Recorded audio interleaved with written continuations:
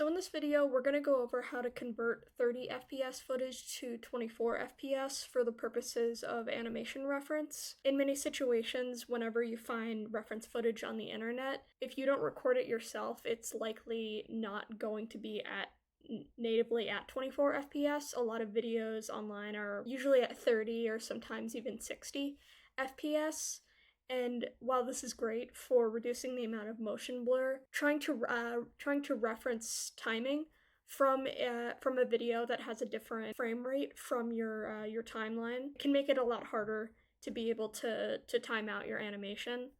However, if you take one of these videos and then just throw them into a video editor and change the timeline settings to 24 FPS, the problem becomes that frames start to drop. As you can see here, frame 5 is missing, frame 10 is missing, and so on.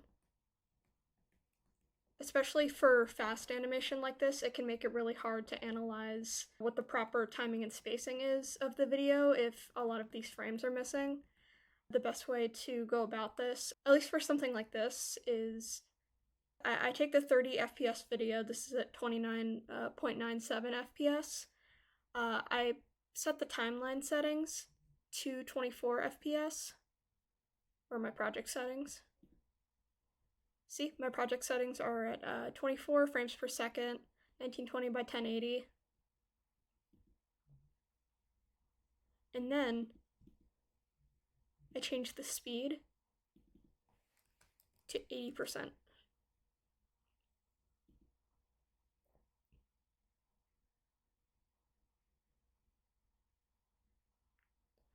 And granted, while it does make the footage feel a bit slower, what happens now is it's no longer dropping frames in order to be able to fit the entire video into a 24 FPS timeline. At least all of the frames are there now, so it makes it much easier to analyze the timing and spacing of the video, especially if you're following your reference very closely. This can make it a lot more helpful to do so without having to compromise on those missing frames. You can still always have the original video to reference for speed.